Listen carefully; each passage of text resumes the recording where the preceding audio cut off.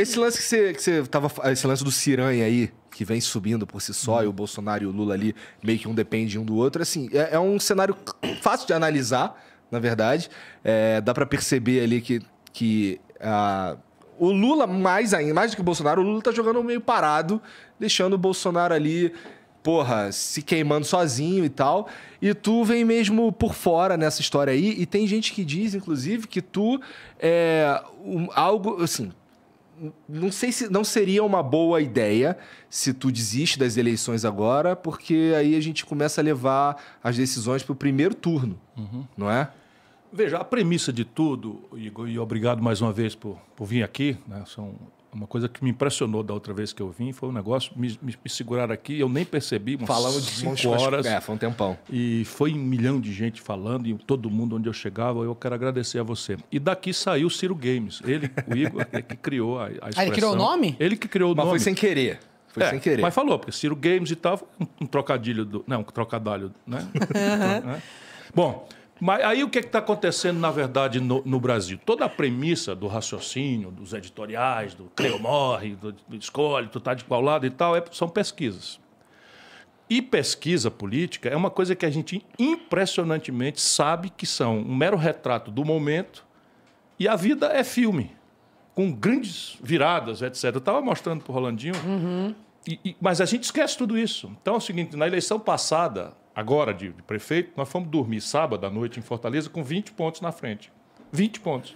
No dia seguinte, abriu as urnas e estava 3,5%. Quase que a gente entra pelo cano. O adversário foi muito prejudicado, o nosso candidato foi prejudicado porque ficou de salto alto no debate ali e tal. Enfim, porque as pesquisas elas têm, de um lado, um problema de não entenderem que a população, em relação à política, está mudando profundamente. Obrigado. Profundamente. Então, você tem hoje, assim, metade do povo decide na última semana. Decide mesmo na última semana. E o que a pesquisa revela, então? Revela uma tendência. E qual é a tendência no Brasil hoje? A tendência no Brasil hoje são 2 presidentes. Porra, imagina, o que é o presidente? O presidente está na televisão, se ele falar uma bobagem, sai na televisão. Se ele falar uma grande coisa, faz na televisão. Se ele não falar nada, vão registrar que ele não falou nada. E a premissa do camarada está ali. O Lula é candidato desde 89. Isso que as pessoas precisam lembrar. Não é possível que 202 milhões de habitantes, sabe, 212 milhões, só tenha um cara. E não se recicla. Pelo contrário, está ficando cada vez mais mofado, cada vez mais antigo, cada vez mais parado no tempo, não compreende as coisas do Brasil e do mundo. E assim, mas está nas eleições. Então, em relação ao Lula, 100% das pessoas conhecem. Uma parte adora, ele pode bater na mãe, chamar Jesus de palavrão, sabe, andar pelado na rua, oh, que maravilha. Igual aquele cara do Bolsonaro. O Bolsonaro pode fazer o maior disparate, andar pelado na rua, mito e tal. Mas isso são minorias. A maioria está, assim, hoje, motivada a votar no Lula, porque é o único que parece que vai derrotar o Bolsonaro. E uma parte importante das pessoas que já se decepcionaram com o Bolsonaro voltam nele ainda, bota o dedo no nariz e volta nele, porque é o cara que não vai deixar o Lula e o PT voltar. Ora, eu quero ver se eu organizo o movimento. Organizar o movimento significa o seguinte, meu irmão, nós temos um sistema muito sábio. Você vota 2 vezes, uma na sua preferência, no seu gosto, no amor, no entusiasmo, na esperança, e a outra com o dedo no nariz.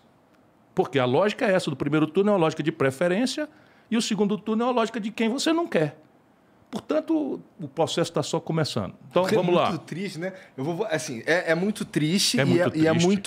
É muito real, e eu nem sei se tem uma perspectiva de mudar. Mas, realmente, o segundo turno é quem eu não quero. Quem eu não quero. E o processo eleitoral, eu acho que essa é a maior virtude. Ele já é em 2 turnos. A sabedoria é essa. Assim, subverter o processo eleitoral é justamente desvalorizar esse esquema que ele faz. Agora, né? deixa eu dizer para vocês com a minha experiência. A minha experiência é o seguinte, essas coisas têm um interesse envolvido. Você tem no Brasil um grande sistema. E a gente vai conversar aqui. Vamos entrar aí pela noite, é você que manda e tal. E eu vou lhe provar, a tese hoje vai ser essa, vou lhe provar que rodou, cai no interesse do sistema. Rodou por aqui, rodou por acolá, cai no interesse do sistema. Petrobras, preço do gasolina, preço do gás, rodou, caiu no sistema. Aí, como é? Teto de gasto, cai no sistema. Juro alto, inadimplência, todo mundo quebrado, não sei o que e tal, cai no sistema. E o sistema político rendeu-se, se vendeu a isso. Os 2 lados. Porque, repare, vamos fazer uma pergunta para a inteligência do espectador do Flow. Existiria o Bolsonaro se não fosse a crise econômica e a crise moral que o Lula e o PT produziram no Brasil? É uma pergunta simples, para a nossa inteligência. Eu acho que não. E se existisse, não sobreviveria por muito tempo. Não, porque ele é uma Eu acho farsa. que o próprio Lula perderia para Bolsonaro em 2018. Mas nenhuma sabe? dúvida resta disso. Eles inventam. Quem ressuscitou o Lula, porque o nosso povo é generoso, quem ressuscitou o Lula politicamente foi o Sérgio Moro, com as arbitrariedades que cometeu. Sim. Mas nas antecedências daquilo, você tem toda a razão. Quem é de São Paulo e tem um pouquinho mais de idade, o Lula estava pagando o pato que o Maluf pagou pelo Pita. Pato, Pita, ficou até engraçado aqui.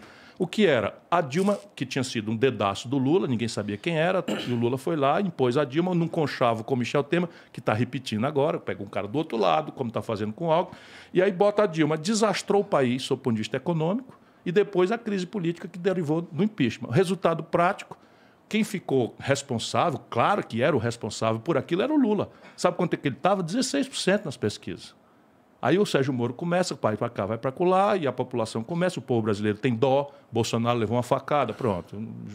Tal. O que é uma virtude, mas na política é um desastre, sabe? Se a gente não votar, sabe, com a cabeça, isso é a minha campanha. Minha campanha é votar pensando na inteligência. E a questão básica é a seguinte, o tamanho da crise brasileira, a renitência dela no tempo, a complexidade dela, não pode dizer que foi o Bolsonaro que produziu. O Bolsonaro não deu conta de resolver, está agravando tudo. É um macaco numa casa de louça, é um desastrado, ok. Mas essa crise quem produziu foi o Lula e o PT. Ó, lá no começo, quando você começou a falar, você falou que o Lula parou no tempo, tudo mais, tá mofando e tal. Cara, eu tenho... Você acha que, para começar, você acha que o Alckmin, ele tá no mesmo saco que o Temer? No mesmo saco ideológico, sem dúvida. Você acha que ele não é um pouquinho mais... ter o Alckmin junto do Lula ali não é um aceno mais... tô me posicionando mais aqui, pegando um cara mais à direita para parecer que eu tô mais no centro. Meu irmão, isso é um conchavo. Adversários podem e devem fazer acordos, dependendo do que justifica. Percebe? Então tem que ter uma evolução, tem que ter uma autocrítica, tá certo? Mas não é o caso. O Lula e o Bolsonaro e o Alckmin simbolizaram no Brasil 25 anos de radicalização política. Vocês são daqui de São Paulo. Aqui em São Paulo só existia isso. Era PT e PSDB, e isso saiu de São Paulo, foi imposto ao Brasil, e a conversa era da canela para baixo, irmão. Porque adversário você critica, discorda e tal, mas aqui era o seguinte, era ladrão da merenda, não é? O Lula quer votar a cena do crime. Então é uma coisa meio grave.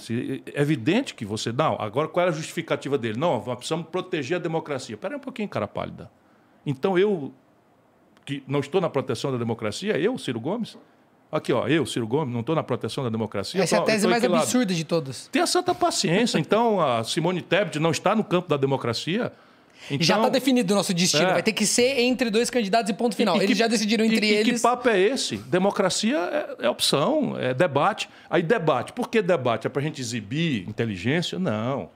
É porque tudo que está errado, Igor, tudo que está errado no Brasil, não está errado porque tinha um manual de fazer certo.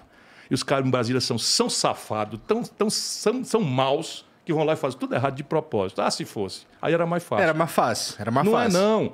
É porque o que está errado beneficia uma minoria ultrapoderosa. E que não quer que mude nada, porque, sabe, é o mesmo sistema. A petezada enlouquece. Falsa equivalência. Não, peraí, o Lula e o Bolsonaro são pessoas muito diferentes. Eu não tenho nenhuma dificuldade de reconhecer isso. Mas o que estou falando aqui é do sistema de economia, a economia brasileira. Como é que se organiza o sistema econômico? É rigorosamente o mesmo modelo. Tu acha que tanto faz para essa Estou te dizendo, aí? Câmbio flutuante, superávit primário, meta de inflação, tudo rigorosamente igual, desde o Fernando Henrique até aqui. E falando desse serviço, a gente está falando de pesquisa, eu fico pensando muito sobre isso. Eu não sou estatístico, sou interessado, né?